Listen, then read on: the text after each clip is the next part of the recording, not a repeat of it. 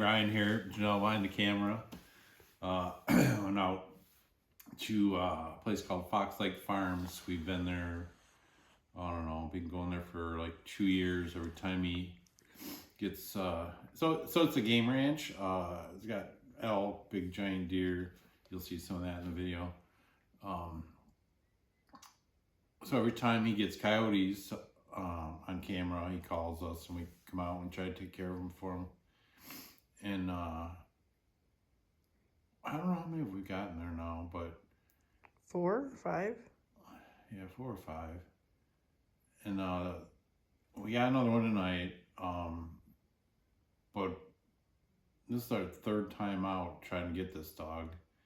Janelle and I went, I don't know, a couple months ago before the quiet time, wasn't it?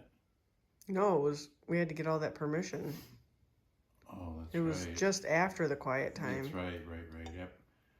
It was like probably the 3rd week of April. Yeah. No, Janelle's right. It was right after the quiet time. We went out there, pretty windy day, and we seen the coyote like 400 yards off, and then it disappeared into some woods, and we called it back to about 300 yards. It was pretty far. 350. And yeah. I don't remember what I was playing on the call, and it hung up, and I put some puppies on, and it was like somebody lit a firecracker under his butt. Gone. It ran away as like worse than if we had shot at it. Yeah, it gone. So anyways, we never got shot at it, and we weren't going to shoot that far in the wind, and there's some homes around the ranch too, so. And there's deer and elk literally everywhere. You gotta be really careful at this place. So anyways, I went back another time by myself. I'm trying to pattern this coyote, and it was going to the same area every day around the same time. Well, of course, the day I go out there, I was there for like over 3 hours, and never seen it. In fact, he didn't even get it on trail camera for like another week after that. No, the trail camera picture was like a half hour after you got back to your car. Yeah, but it was on the other side of the property. Oh, yes. Not where you were standing, but it was there. Yeah. Like, this is like the most unkillable coyote I've probably ever encountered. Oh, well, the movie stars. Yeah. Which still aren't movie stars, but they will be. Yeah, sooner or later. Anyway. So anyways, we went out there tonight, and it's hard to hunt this place. There's so many deer. I was talking to Janelle earlier. I said, the mood, like when we go in there and we get the attention of all these deer, we change the mood of the property. It's like now the deer are on alert because we're there. Yeah, and they're all running around and they're blowing at us, and like any coyote within the fence knows something's up. Yeah, so we tried to be careful about that, and we didn't want to go back too far, and then it was supposed to be a lot windier than it was. When we got there, we kind of went to where we thought we would hunt, and it was a little bit taller, and we were on the downside of a little valley and really needed to be on the other side or on the top of that. So it really didn't work out. So went to where we normally go. We're on top. We can see a long ways. There's a lane. Went off to our left. A lot of trail camera pictures were from that area of this coyote. And so we pushed like 100 deer. Yeah. And they're all blowing at us, and they're all running around like crazy. Yeah. The whole setting the mood went downhill to the toilet pretty quickly. Yeah. And actually, when I walked out and I looked back at Janelle, I was like, oh man, I could see her pretty good. Like, this is in Clarkston, Michigan, and it's a pretty big city. It's lit up. So it never really gets dark. Yeah, there. the light pollution is terrible. Yeah. So I moved the call out a little further, and it wasn't so bad.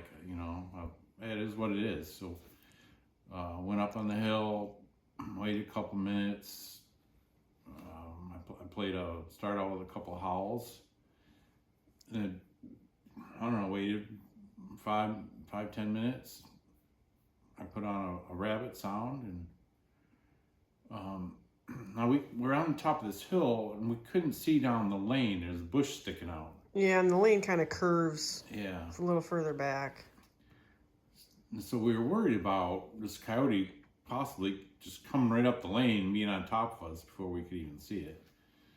So I think I mentioned to Janelle, I know she wanted to look down there, and I was like, yeah, go ahead, Well, we saw the deer.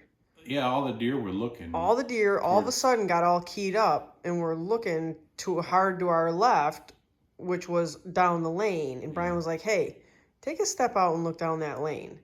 Yeah. So it took me I don't know, maybe 3 or 4 steps to get across the mowed lane and into the taller grass where I could pie that corner off and see down the lane further down.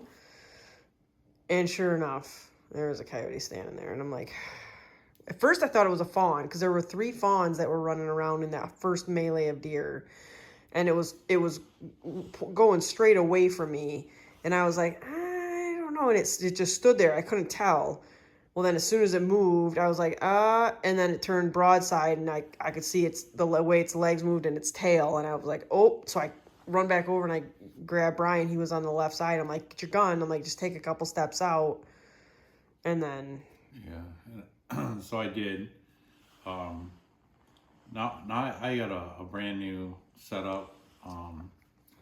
Kevin Roth, he helped me put it together, and first night out hunting with it today. And I grabbed my gun, I moved it out.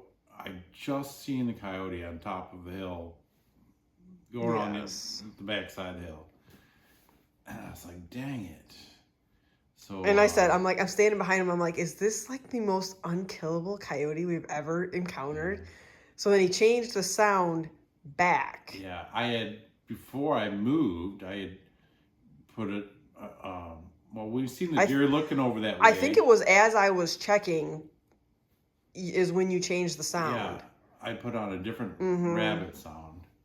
And when I seen the coyote leave, I was like, well, shit. I went back and I put the original rabbit sound on.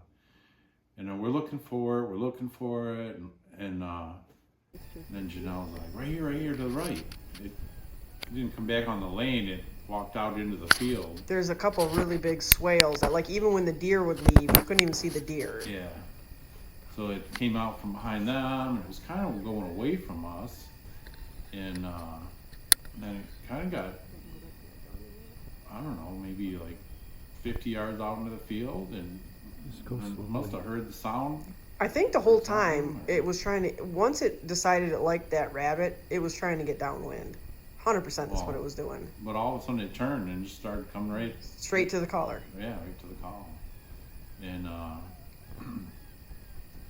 so it got in. A lot of times you could just see its head. It's kind of tall, and it got into open spot and stopped. And I was like, well, now's my time. And squeezed one off and disappeared in grass, fell over dead.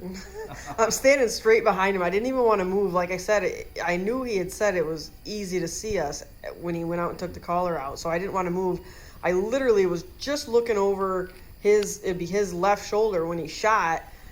I've heard the bullet smack the coyotes a couple times here and there. The gun is loud, but I heard that freaking thing wallop the coyote tonight. It was pretty impressive. So, got one up for the new gun. Thanks, Kevin, for helping me put that together. The owner, I texted him with pictures, said outstanding. Thanked me, and we'll talk tomorrow. I'll tell him the story tomorrow. But we did go to another set, and we had seen a coyote there, was that last year?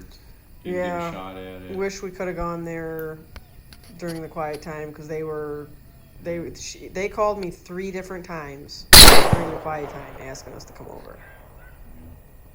But nothing there tonight, and I was working on my chicken coop all day. My back's tight. Janelle was feeling the same way, so we just. I gotta bale hay tomorrow. Yeah, I came home after 2, but might get out one day this week. So if we do, we'll let you know if we do well. So that's all we got for now. Like, share, subscribe. We really appreciate it, and we'll catch you later.